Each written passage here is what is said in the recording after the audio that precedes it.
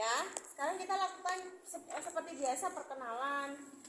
Dengan bapak siapa? Ya sudah biasa. Rumahnya mana? Lahirnya tahun berapa, Pak? Ya. Setelah itu kamu akan melakukan tindakan. Langsung aja, saya mau meriksa perutnya ya, Pak. Perutnya sakit apa mboten? Ini aja saya periksa untuk melengkapi data. Ya, jangan saya melakukan pemeriksaan abdomen. Nanti isinya adalah infeksi, auskultasi, perkusi, palpasi. Rasanya rambut kan? Oke. Setelah sudah kalian cuci tangan, jaga privasi, jangan lupa karena mau buka baju, kemudian longgarkan pasien. Ya. Bajunya dibuka.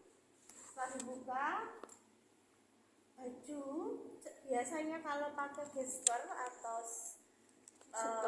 ikat pinggang itu kan suasana sih yang dhuwur umbilikus.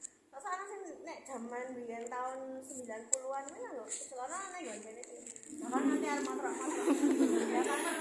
Ya, saya melewati fase itu soalnya. Tapi setelah sekarang mulai naik ya sepinggang lah setidaknya. Nah, nanti kamu harus turunkan juga bagian celananya. Dari mana sampai mana sih sebenarnya area abdomen itu? Area abdomen itu kita mulai dari umbilikus. Umbilikus itu ujung. Ya, ini umbilikus.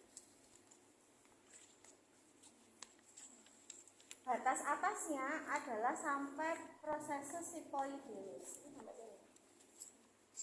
Karena rezak tinggi ya. Anggap ini ya, kertasnya kurang. Ini namanya epigastrik atau epigastrium. Batas bawah adalah simfisis pubis. Atas simfisis pubis. Ini adalah hipogastrium. Dari epigastrik sampai hipogastrik kita tarik garis tengah. Lalu kita bagi menjadi dua. Ini 1, ini 2, ini 3, ini 4.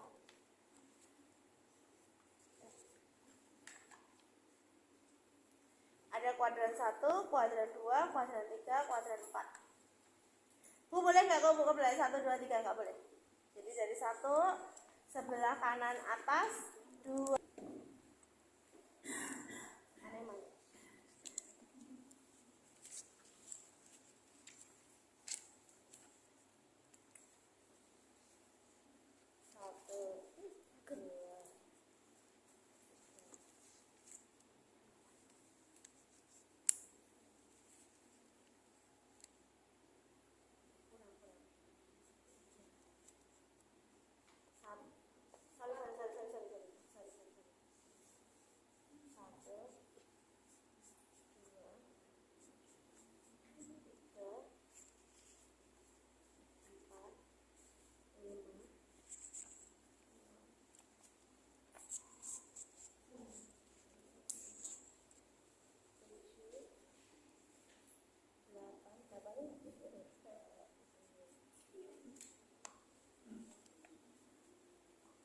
Ya, ada 9 kuadran. Tapi kita belajar yang 4 kuadran aja. Kuadran 1 tak kasih tahu dulu letak organ paling besar.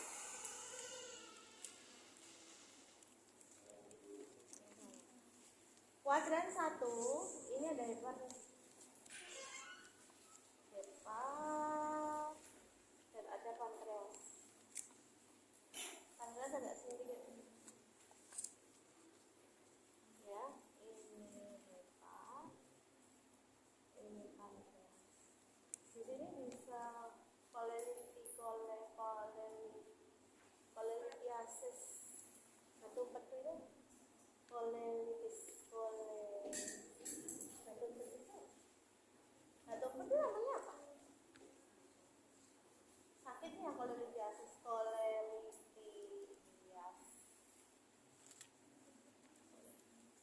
Ini batuk petu di sini. Oke. Yang kedua ini letak ini dari sini.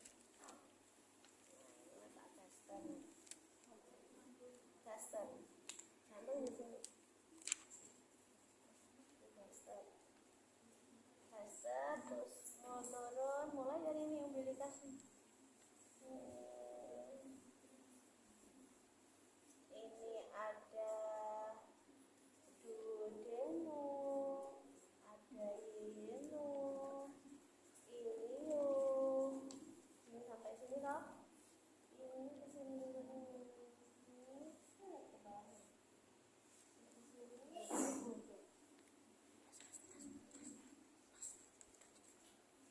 Ini kolon. Kolonnya ini.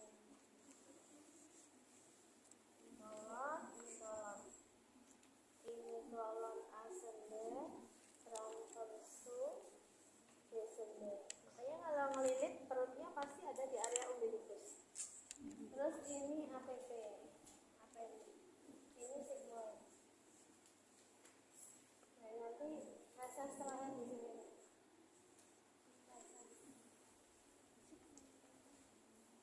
Ya, kemudian ini tampak depan, tampak atas. Perut bagian atas depan itu apa? Anterior ya. Kalau bawah berarti posterior. Depan.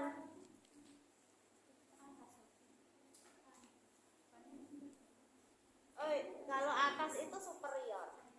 Kalau bawah inferior. Kalau depan anterior, kalau belakang posterior. Ya. Kalau tampak belakang di sebelah sini ada lian. Lian. Hingga. Tapi tampak belakang, ini tampak posterior. Nah, di sini. Nah, ini kan jantung di sini nih.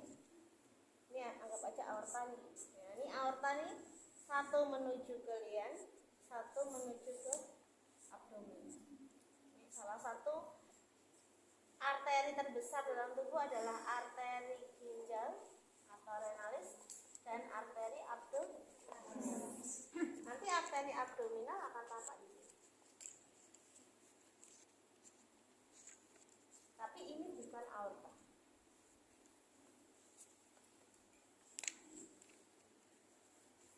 Aorta di intracosta galium. Kita tahu di sini.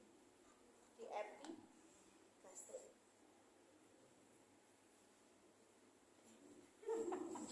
orang menek kok sidik lho.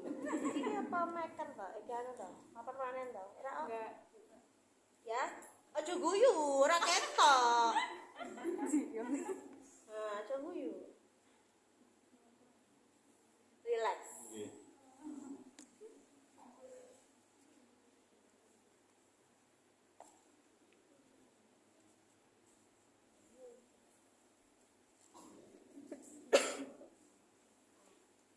Ketika dia buang nafas melalui perut akan terlihat yang dilihat sininya, jangan mana-mananya. Makanya ada yang enggak mana ya, yang buat tonton berarti wah ya coba tonton wajahnya. Nah ya ora bener ya di sini lihat enggak. Jangan dibayangkan yang tidak. Wes. Ilmu ya ilmu. Oh, ilmu ya ilmu. Nanti kalau ilmu lebih lanjut belajar sendiri ya. Kok cepat sekali kamu tutup sih? Ini kan cuma gambarnya doang, saya ngajarin gambarnya doang. Wes, ada pertanyaan gambarnya.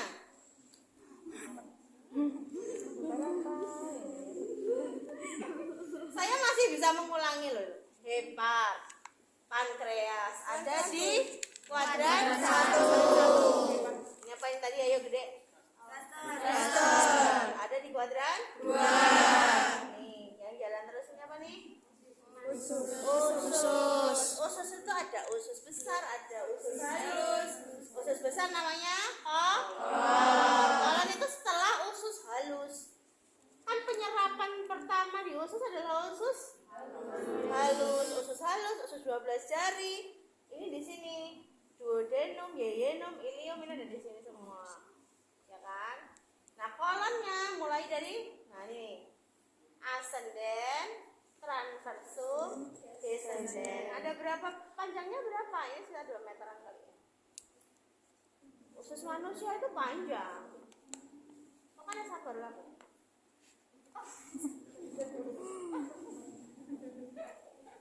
Itu kan usus kucing. Usus kucing paling setengah senti kali. Jadi gak sabar. Tapi angel mati nih. Ya. Kan diremes-remes dulu di sini nih. Diserap. Nah, penyerapan terakhir nih sambil pembentukan feses. Pembentukan feses di feses misalkan ya. Sudah ini harusnya turun ke sini. Tapi sebelum turun ke sini itu bisa diserap lagi loh oleh appendix. Kayak misalkan di ginjal ada fase augmentasi. Jadi ditampung dulu, nanti yang memang masih penting itu bisa diserap kembali. Bagi yang tidak penting baru dibuang. Jadi pembuangan itu benar-benar zat sisa, sehingga seorang kuanggo sama sekali. Nah, ini masuk ke sini dulu. Nah, karena di sini menyerap, dia nanti akan keluar lumen atau keluar cairan yang untuk penyerapan itu. Nah, kalau makanan yang hasil sisa ini kan masih sisa nih, kan mau dibuang. Nah, sisa ini kalau sisanya memang berbahaya, masih mengandung zat-zat yang tidak dibutuhkan oleh tubuh, zat kimia misalkan. Jadi dia larinya ke sini. Nah, karena di sini yang mampu untuk ditendang ke sigmoid atau ke penampungan terakhir feses itu ya yang tidak mengandung zat-zat yang berbahaya seperti micin, itu kan zat kimia ya. Nah, itu dia nempel di sini. Nempel lumennya masih banyak, masih bagus. Bisalah dibuang. Nah, tapi kalau ternyata kandungan micinnya banyak, kemampuan lumennya ternyata tidak mampu membuang semuanya, tertinggallah di sini. Kalau dia sudah tertinggal di sini, kan wis mbok ganteni karo panganan anyar meneh. Panganan anyar meneh, akhirnya dia tinggal terus di sini numpuk. Kalau sudah numpuk, dia masih bisa menjalankan fungsinya enggak? Kan enggak. Fungsinya untuk apa sih? Mengeluarkan ini loh, lumen ini tadi loh. Yang nanti akhirnya akan menyerap kembali yang dibutuhkan dan akan membuang yang tidak dibutuhkan, membuang ke sini. Jadi sebenarnya kalau ini tidak ada, itu tidak masalah. Jadi zat sisa itu langsung keluar, tapi akan mempengaruhi imunitas. Karena imunitas seseorang ini loh yang tadi, oh ternyata jek butuh ki, misalnya aku jek butuh natrium ki, neng-neng. Oh aku jek butuh iki neng-neng. Tapi langsung dikeluarin. Nah, yang paling mempengaruhi jika terjadi terus-menerus itu adalah imunitas. Terus ngerti appendicitis, terus ngerasake nyeri, ngapa kok operasinya harus itu? Operasi situ itu kan harus operasi cepat. Kenapa dia operasinya harus cepat? Karena dia juga berfungsi untuk penyerapan. Jangan sampai dia menumpuk, nanti akan kamu ketika besok kuliah appendix ada APP akut, sampai APP gangrenos, APP purulen, sampai perforatif. Nah, kalau sudah perforatif, si kuman yang ada di sini bisa jalan-jalan ke sini, itu bahaya. Yang paling kita takuti dalam hidup itu kan ya kuman-kuman itu. Kalau dia menempel ke tempat-tempat yang tidak kita inginkan, dia nempel nih di usus, dia nempel nih di ginjal. Apa orang APP bisa menyebabkan IS kamu? Bisa, terserah sih ini bisa perforatif, bisa sampai busuk. Pembusukannya bisa mempengaruhi organ-organ, menginfeksi organ-organ di sekitar. Itu yang berbahaya. Makanya orang dengan ini harus segera dioperasi. Ya, harus dioperasi, dibuang dikit, masih sama, makan minum nggak terkontrol, jajan sembarangan, suka-suka hati, operasi lagi, sampai mati kali ya. Tuh, apakah sampai di situ bisa menyebabkan kematian? Bisa banget.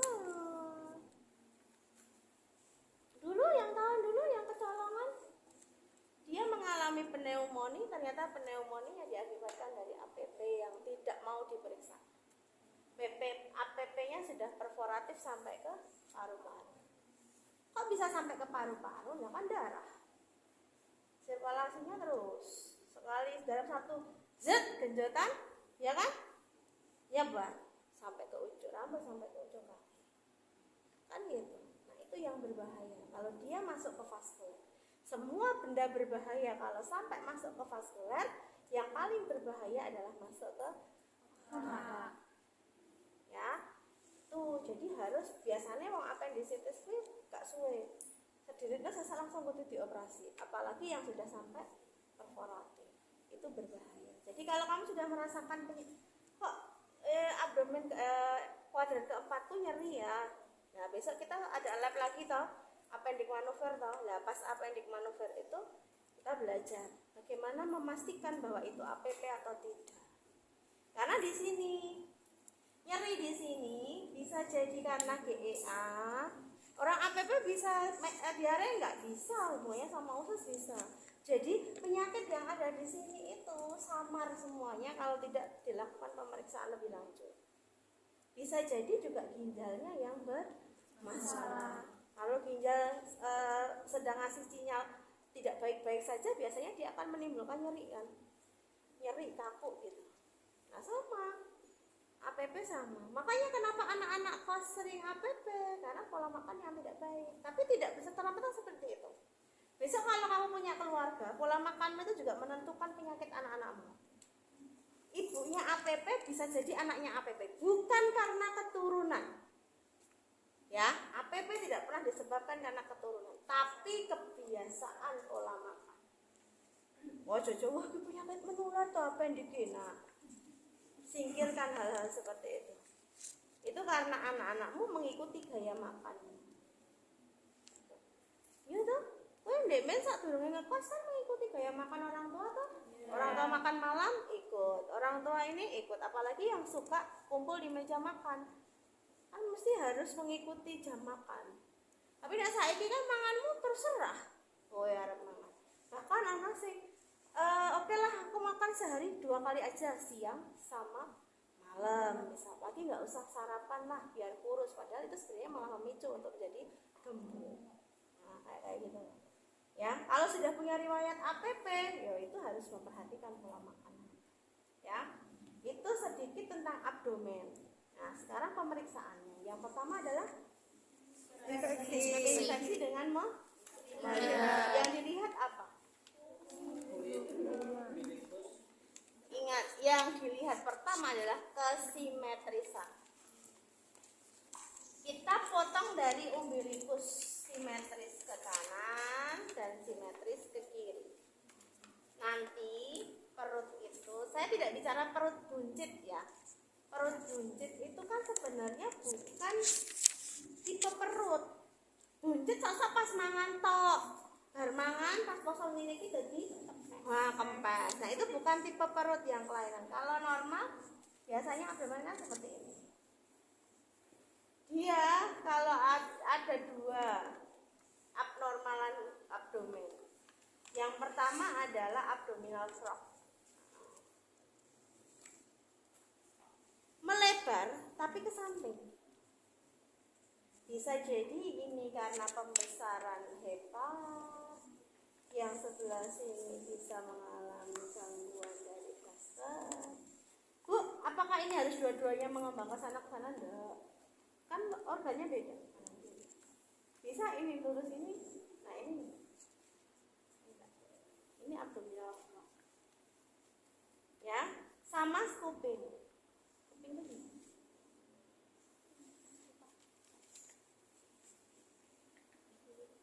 melengkung. Ya. Nah, kalau soal buncit, normalnya diameter perut itu tidak boleh lebih besar daripada diameter lingkar dada. Lingkar dada dimulai dari dilewatkan puting susu, kedua puting susu dilewatkan, dihitung berapa. Kalau di perut adalah di umbilikus, ketemukan umbilikus dengan jadi mulai saat pakai medline itu dari umbilikus sekitar sampai umbilikus. Nah, nanti besarnya atau diameternya dada harusnya sama dengan perut. Perut lebih kecil dari dada.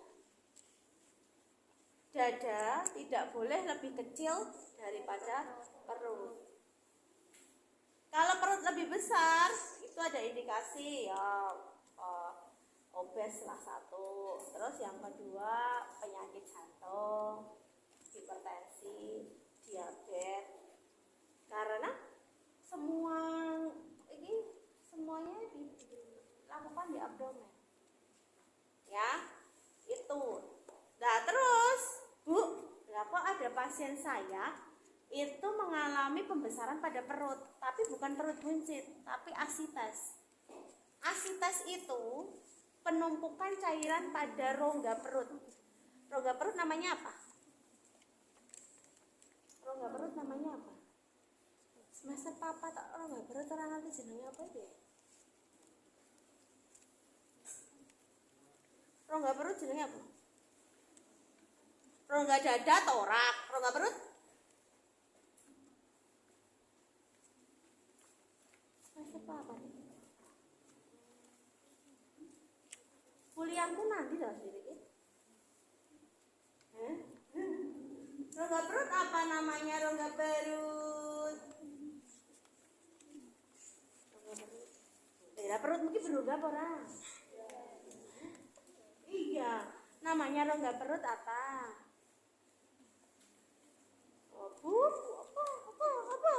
Apa catetan kula loro nek sing ngerti?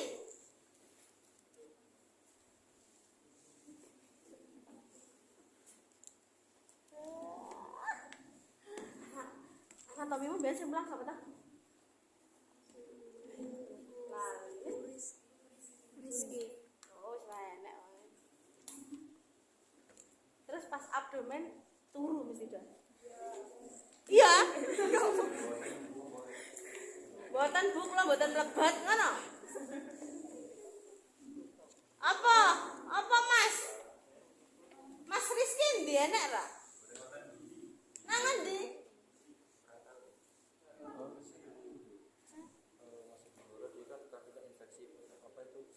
Pennya itu loh.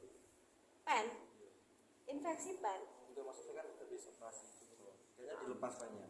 Oh. Terus kakinya juga kan dia ada cantang gitu.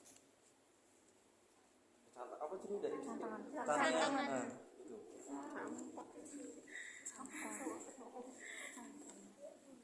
Apa Mas? Apa kowe? Di jenengmu? Sampe teko anak jenenge. Di jenengmu? Aduh. Di jenengmu? Kuliah rada tenanan, pas poso wae. Aku jane nesu-nesu ora poso kok. Ben ya wong wedok iki oleh kok ora poso kok. Endi? Wis tekane telat, klambine diteko-teko. Tampan nekok teko kelek lho kowe kok. Hah? Kebesaran. Lah kowe awakmu guru. Dede. Iku. Senenge? Sing wedok, nggo ciput ra? Serang nggo sapa? Tuku ciput sik. Tuku ciput sik. Mau enak sing poni tekan ngene kok. Allah kok sing ngendi. Nah, tuku sik apa nganggo CD-mu kowe mbok nggo ciput sik ora apa-apa. Kono. Nang minimarket buka. Enak ciput ra ya? Jaluk Mbak Nani perban gulung. Di bandanak ngene-ngene. Nah, kono ning lab, sapa sing nggawa ciput? Tak delok lho kok. Kita melayu rono daripada ayo, lama saya nggo cepet. Sanene. Lah ngono nek gone Mbak Elek, Mbak, aku njaluk perban gulung. Wis ka sing kon njaluk ngono.